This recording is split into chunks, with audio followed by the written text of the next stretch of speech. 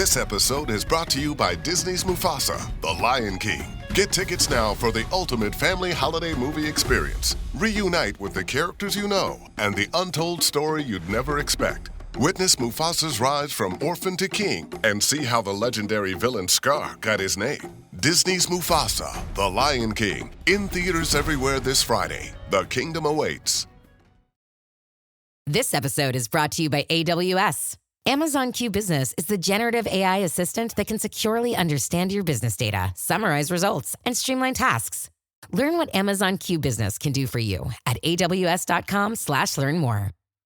This podcast is part of the Robots Radio Rock Club, a program designed to help all podcasts reach their full potential. For information about joining the Robots Radio Rocket Club, check out robotsradio.net.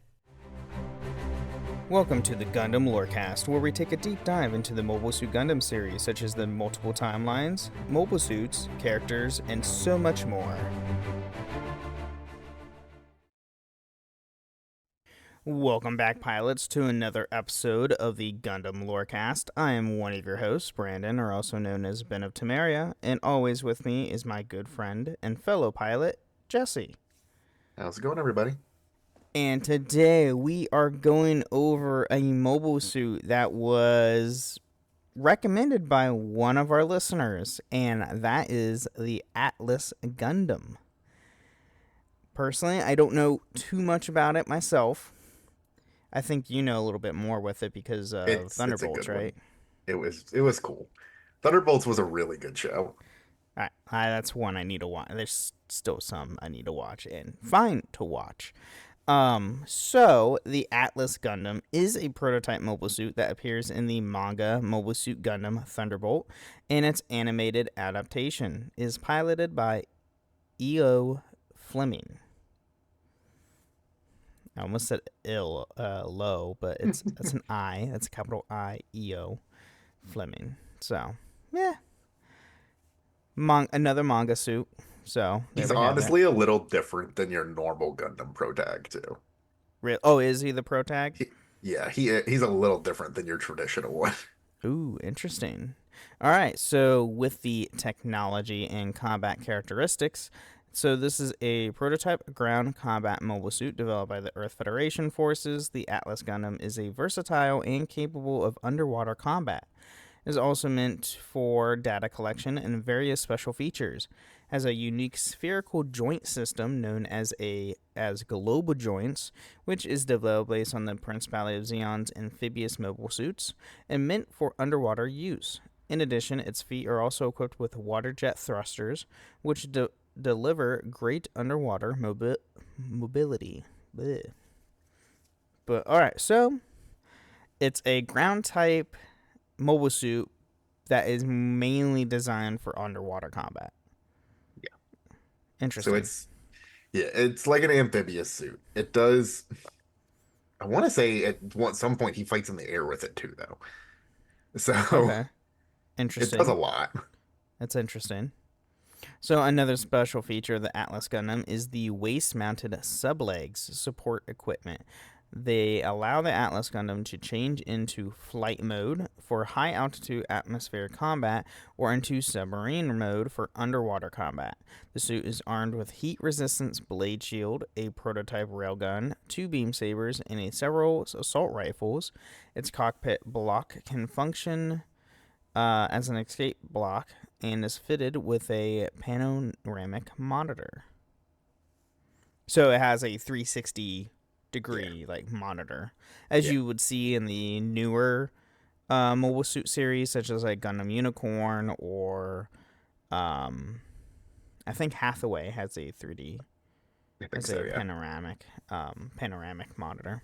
But if you watch Gundam Unicorn, the Unicorn Gundam and a lot of the mobile suits in that series has a panoramic monitor where it's a 360 monitor where you can see everything around you, which is really nice. So you won't be, surprised. Or you can at least see what's behind you. And before you die. So moving on to the armaments, we do have its railgun. So this is a prototype handheld weapon exclusively for the Atlas Gundam. It is capable of destroying amphibious mobile suits in a single shot. it can be utilized as an electromagnetic pulse guard. That's cool. That's really freaking It's cool. really cool. One shot to at least amphibious, which, you know, most amphibious mobile suits aren't heavily armored as what you see with a lot of the ground types, because, you know, when are you going to see an underwater combat situation, really? Right. So you do have the assault rifle. So there's a bullpup style firearm. It is equipped with a grenade launcher underneath its barrel, stored in the sublegs container section when not in use.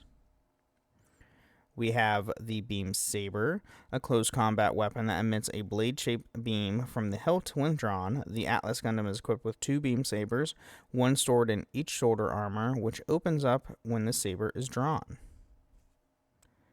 I mean, that's pretty typical and standard. Yeah. And then you have the Blade Shield. A large heat-resistant shield is covered in small blade-like parts. The shield combines with the sublegs when the Atlas Gundam transitions into submarine mode. And that's the armaments. It doesn't have a whole lot, surprisingly. It doesn't have a whole lot because it has to have the extra things to be able to do what it does. The sublegs and all that, which is very interesting. Yeah, that's interesting. And it's not the only Gundam he uses. It's not even the first Gundam he uses. It's the last one in the animation adaptation. Interesting. Which is not done. There's supposed to be a part 3 coming, and it hasn't come out yet. Oh, really? I know the Thunderbolts manga is still an ongoing manga series. Yeah. So there's talk of another part coming out. It just hasn't yet. Interesting. Okay. All right. Yeah, I definitely have to look at because he's where the full armor Gundam comes from Thunderbolt as well. Yeah. I do know that. I do know full armor Gundam comes from Thunderbolts. So it does have some special equipment and features, which is the sublegs. So mounted on the waist via arm units as a wide range movement, this pair of sublegs are versatile support equipment exclusively for use under Earth's gravity. In flight mode, the subarms swing down and attach to the Atlas Gundam's feet, and its thrusters help the suit ascend into the air. In submarine mode, the subarms combine with the blade shield to create a platform for the Atlas Gundam to ride on, and the suit can cruise underwater at around 40 knots. All right. So it literally rides a surfboard of a shield? Yes. Oh it looks awesome. It looks ridiculous and awesome at the same time. Because hysterical. For example, if you look at the box of the, I want to say it's the high grade Gunpla, it's surfing on the board and it's got the railgun in one hand pointed out towards the front. Really? Yes. I'm taking a look at it. So if you take a look at a picture of Atlas Gundam, it is a very lightweight. I mean, it's lightly armored. It's unique. It's unique. It is a very unique mobile suit. Even the OVA is practically the same. So the what the heck? Those are the sub legs? Yeah, they're a little odd looking. That's interesting. Very interesting. And then, let's see here. Where can I find... I'm trying to see if I can find a photo of it going on. There's... On the wiki near the bottom where they do the Gunpla pictures, there's a picture of it there. Oh, that I know for sure. That's the railgun? Yeah. Oh my god, that thing's freaking huge. Okay, yeah, its shield is literally like a treaded surfboard. Yep. It's fantastic. That's it's really goofy looking, but I love it. That is super goofy. Okay, I see. That's interesting. That's so interesting to see. Huh. All right. Well. Now just imagine him surfing on that while jazz is playing in the background, and you get the gist of Thunder. That's the gist of the second I forgot episode. Thunderbolts has an entire jazz soundtrack. Yeah. So Oh my that's god. like the gist of the second half is him being surfboard and going crazy in Atlas Gundam while Jazz plays in the background. Oh my god, that's hysterical. That is funny. All right. Well, this actually might be a little bit of a shorter episode than what we normally do. So let's take a quick mid break, thank our listeners, and we'll be right back. It's a Gundam! All right, welcome to the mid break of the show where we talk about everything with the podcast that has nothing to do with the lore of Gundam. Here we want to thank all of our amazing listeners. Thank you everybody so much for listening to the show. And if you want to support the show, you can go to Apple or Spotify and leave a 5-star review or some kind words on Spotify, and we'll read them out loud the next time on the show, which I don't think we have anything this week. Let me double check on Apple because Apple is weird. No, we do not have anything on Apple. So, yeah, we don't have anything as of yet. So, if you want to give us a nice review or comment on Spotify, that will be very appreciated because every comment, every star, and every nice word really helps the show grow for a bigger audience and helps us get this info and fun stuff to everybody who loves Gundam. Because, we have a new Gundam series in the works that I believe is next year, right? I think it is.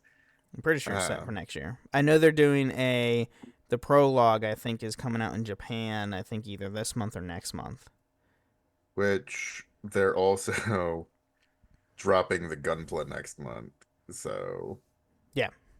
The God, I'm not it's a weird I'm going with weird G Quicks name. until I'm proven otherwise.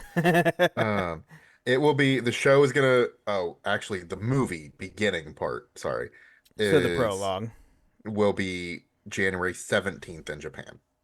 January 17th in Japan. Okay. Cool. The TV series will air later, but they haven't given a date yet. Okay. So more than likely next year. It's going to be a next year's series, which is fun because it's made by the team and studio that made Neon Evangelion, which is amazing. So, and that's why you can probably tell if you go and see the new Mobile Suit, why it looks super weird. Yeah. It's because it's from that studio because they make really weird looking mechs. It's like they mashed something from Evangelion together with Barbatos and we're like, here, this is Gundam now. This is our version of Gundam. It's like, okay. I'm here for it. I'm here for it. It looks weird, but I like it. Now, do you think they'll add this Mobile Suit to GB4? I think it depends. It depends. If they're gonna do another season of content, they should. Yes, they totally should. I would love a new season of content. By the way, I was not expecting GB4 content to be done back before the end of the year was even a thing.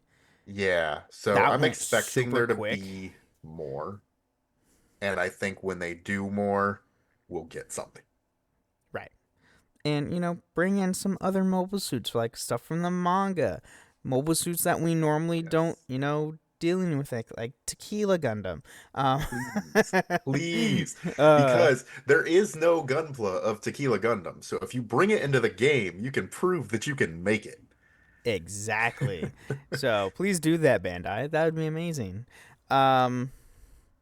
Other than that, you can find us on a few different Discord servers, the Robots Radio Discord at robotsradio.net, as well as my own Discord server, the Ben and Friends Podcasting Discord, where we talk about everything with Gundam, as well as the other shows that I host, which are Holocron History, Star Wars Canon vs. Legends, the Final Fantasy Lorecast, the Wizarding World Lorecast, and the Witcher Lorecast.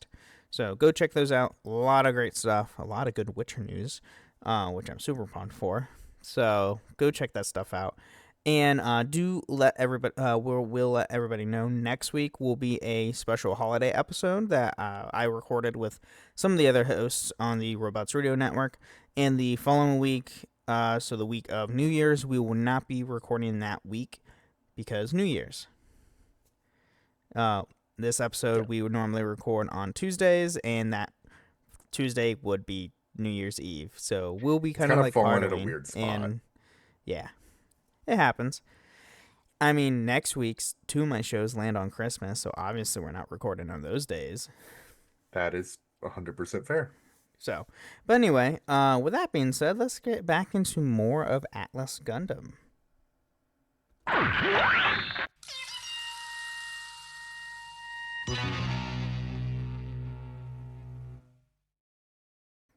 Alright, we are back. And now we're getting into the history of Atlas Gundam. And oh my god, this probably has the biggest history section that we've done on a mobile suit. Yeah, I would say it does. I'm honestly shocked. So, funded by the Moore Brotherhood, the Atlas Gundam was prepared by Monica Humphrey for the top secret Operation Thunderbolt. The Gundam and its pilot, E.O. Fleming, were flown to the Cygni crater via Medra and to be assigned to the Pegasus-class assault carrier Spartan. When a Musai in orbit launched a kamikaze Kamasai at the Spartan, the Atlas flew up to intercept the Kamasai and bisected it with the beam saber, destroying it and saving the Spartan. So already at the get-go, it's, being a badass. Yeah, literally, as soon as he gets in the cockpit. Yeah, like any, protagonist that we have in a Mobile Suit series. I've never touched a Gundam before. Oh, I know what I'm doing. Every single protagonist ever. Now, admittedly, he had already flown full armor at this point. Oh, okay, so he because was the pilot. This is after the war ends. Full armor is near the end of the war, and this is like against the remnants essentially. Oh, okay, gotcha. See, this is why I haven't watched Thunderbolts or read the manga yet, so that's one of the major other things I have to do of watching anime. So the Atlas Gundam was later used in the defense of the landing crafts in the Antarctic Circle, where it was launched from the Spartan to assist the other mobile suits. It took out several MSM-07 Zegok Thunderbolt versions, and then dived underwater to pursue the Zeon Remnant submarine, but was intercepted by an MAM-07 Global Thunderbolt version. After a fierce battle, the Atlas Gundam took out the Global, but could not surface due to damage sustained to its thrusters. Grublu. Oh, it's the weird, plane-looking thing with arms. Yeah. Yeah, that's weird. Zeon designs are interesting. I feel like they're just like, oh, they're the villains. Let's make them look weirder. Yeah. For a lot of things. They have one eye just to make them look intimidating and evil. Yeah. That's why. But so EO used the Atlas beam sabers to propel his mobile suit to the surface, but the right beam saber ran out of energy due to its use in battle. He was then rescued by Bianca Carlisle. Carlisle, thank you. Damage to the RX-77AQ gun cannon Aqua. Due to the damage received in the sortie, the Atlas Gundam was forced to set out of the battle between the South Sea Alliance Border Patrol and the Spartan, with EO piloting a RGM-79C G GM ground type C instead. So the gun cannon Aqua is literally a blue version of the gun cannon. Mm-hmm. With aquatic weaponry and thrusters. Yeah, that's literally the only difference. And then the GM ground type. Oh, it's literally just a GM ground type. Yeah, it's literally a gem. Okay, interesting. So in the manga, the Atlas Gundam participated in an operation to capture the Psycho Gazaku Mark II pilots at the rig, while the Atlas Gundam displayed exceptional performance, taking out an entire team of Zegoks and Zaku Marine types.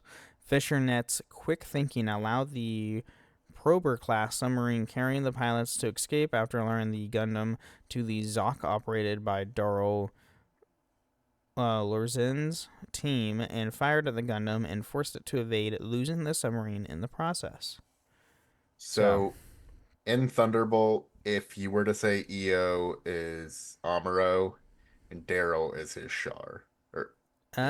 Oh, They're interesting. not the characters. That's the roles they play. They're nowhere near. What Amuro and Char are? Yeah, they're nowhere near the same personalities or anything. But it's like I'm getting a lot of like aquatic battles in this series. in the second part, there are, and in the Interesting. manga, like the manga part that's still going, there were. Interesting. Because that we don't see a lot of that in Gundam. Period. A lot of aquatic stuff. No, it It's either starts out. space or on ground. Well, yeah, that's like the first. If you watch the movie compilations, the first movie compilation is space. Okay. Interesting. Okay, that's cool.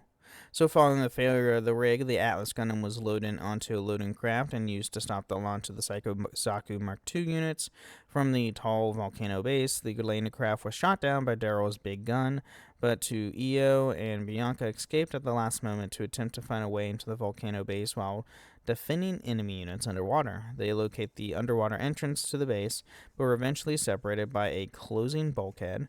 Alone, Io engaged Billy Hickam in his MSM-07 Zgok Thunderbolt version, who lured him to a submarine dock to fight him underwater, where the Zgok had the advantage. With his firearms and ammo depleted, Io had no choice to fight him in close combat. Huh. What is a big gun? Oh, it's literally a giant big gun. Yeah, yeah.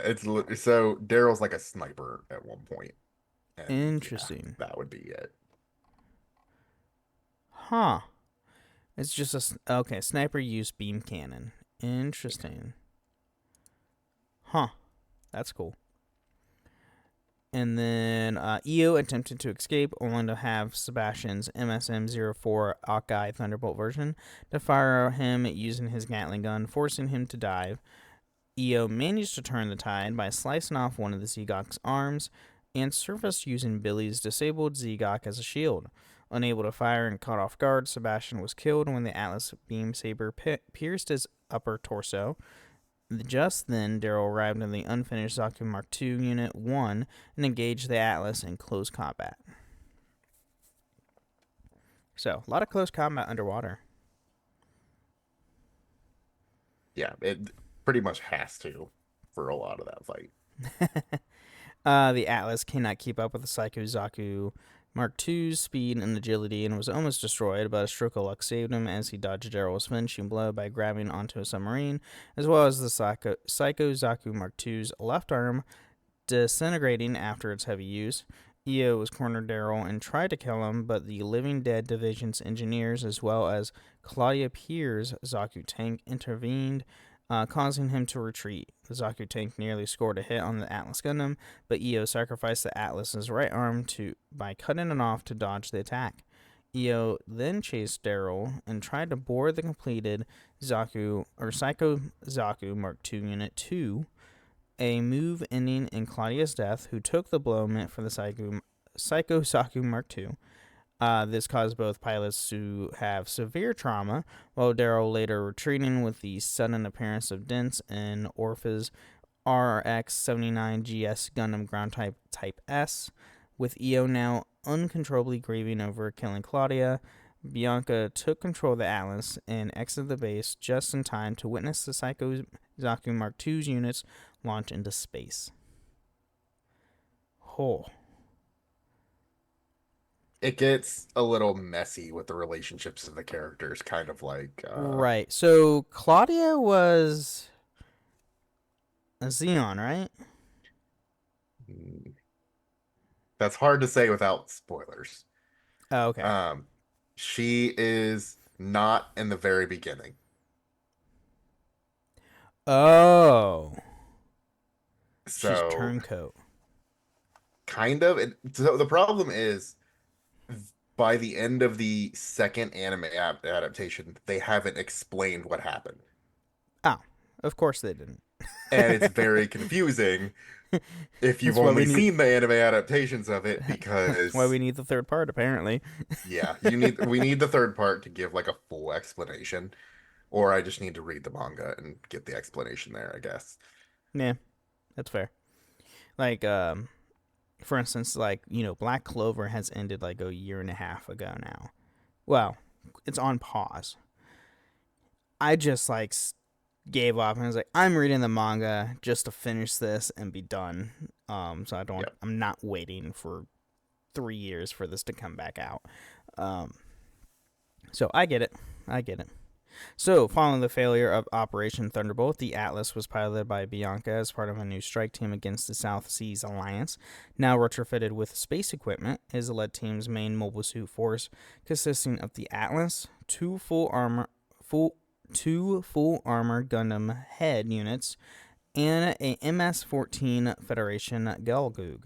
During the strike team's first operation against the Psychozaku training facility located in the derelict colony, the Atlas played a major role in suppressing the facility's defenses, including the 2 Psychozakus held in reserve to defend it.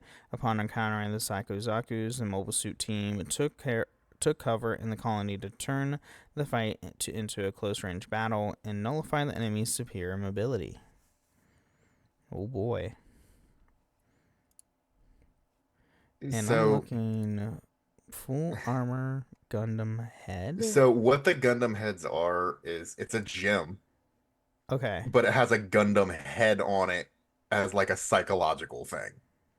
Oh, that's So it looks like interesting. the Gundam head to scare the Zeon forces into thinking there's a Gundam there. Oh, that's smart. Yeah. That is really freaking smart. Okay. I'm looking into this. That's interesting. And then, where was I? Oh, the Atlas, with the other Federation mobile suits, then successfully locked down the Psychozakus into another colony, set into motion by the Beehive 2, collided and bisected the training facility into half, surviving the collision thanks to the shield equipped to the combined mobile suit force. Bianca destroyed one of the heavily damaged Psychozakus with a well-placed railgun shot. As the other Psychozaku charged towards the veteran strike team, the Atlas and the other MS put up a barrage to shoot it down, but none of their shots hit until EO and Lily intervene with their MSN-02 Perfect Zegon Thunderbolt version. Which also looks ridiculous, by the way. Yeah, oh my god, yeah. It is freaking, it's a Zegon with like 3 giant freaking thrusters and propel tanks. And a on giant the bottom of it. over it. Yeah, it looks ridiculous. Fantastic. And it takes 2 to pilot, apparently, because it's co-piloted by E.O. Fleming and Lily Shelina. Yes. Wow. Who is not in the anime yet, I think. Oh. So they have a lot more parts to do if they're adapting the manga. Yeah. At least one more, probably 2 is my guess, if they're going to do compilation movies. If they're just going to do episodes or OVAs, which is completely fine with me, Right. then they could do probably like, I don't know, like a 20 episode season of it. Okay. That'd be cool. And It'd be on board really, with really either cool one. to see if that was the case. But that's all I have on the Atlas. Like, that's pretty much all there is, since it's a prototype suit. And because even though the manga's still ongoing, it's still a shorter manga. Yeah. So, and it only shows up for part of it, so that doesn't help its cause. And the other thing too is Gundam very rarely have manga. Like, you have the Thunderbolt manga, and then you have the one they did on the movie with it was about Char's origin. What was that one called? The It might Origin. have literally- Duh. I was gonna say, it The might have Origin. literally been called Gundam Origin. the Origin. Gundam the Origin had a manga, and Thunderbolts has a manga. Those are the only like actual mangas currently, and the only ongoing one is Thunderbolts. The Origin's Yeah, done. I would like to read the Iron-Blooded Orphans one because they Do do they have show one? some of. They have. Oh wait, had there. one. I think there isn't there a new one with a side story. There is a side story one. There's an old side story one too, though. I'm pretty sure. Um, where they had like the I can't Gundam Grimoire, um, which is like it has a scythe, which in that case it's a literal just metal scythe because Iron-Blooded Orphans universe. Um, which is in Iron-Blooded Orphans Trying to Gecko, see. which were so it's an Gecko. 18 chapter Okay. manga that ran from 2016 to 2018. Okay. 'Cause I That it touches know. on because you know how in like Iron-Blooded Orphans they talk about, oh, there's this many Gundam frames. You catch Right. some more of them in that. Okay. Gotcha. Um, I thought there was another series after um I thought there was another something else that they released for Iron Blood Orphan. I don't remember. I think there's another spinoff coming. Oh, Um, okay. and a lot of them catch like side. There are some like the manga only ones that I still love and I want to be adapted but haven't been. Oh, okay. Yeah, here it Um, is. It is Murder Hunt. the Urger Hunt. That's the one I was thinking of. Okay. Yeah, That's that an one should be anime good too. adaptation, isn't it? I think it is. Yes. Mobile Suit Gundam Iron-Blooded Orphans, the latest entry in the sub-series. Anime is based on the mobile game of the same name, which itself is based in the continuity of the Iron-Blooded Orphans. Interesting. There was a mobile game. Yeah. And Huh. also Sunrise Beyond is involved with this one as well. Oh, the mobile game must have been uh Japan only. Yes, I think it was.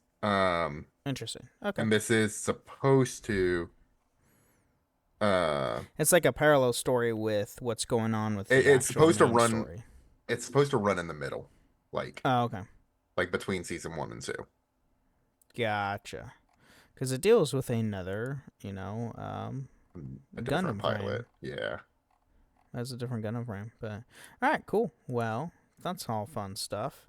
But yeah, that's all I have for this week. Everybody, thank you for listening to the Gundam Lorecast. And remember, pilots, stay safe out there. Thank you for listening to the Gundam Lorecast. You can find us on the Robots Radio Discord at robotsradio.net, the Ben and Friends podcasting Discord, where you can share how you got into the Gundam series, and you can even find us on Twitter at Gundam Lorecast, and even email us at gundamlorecast@outlook.com.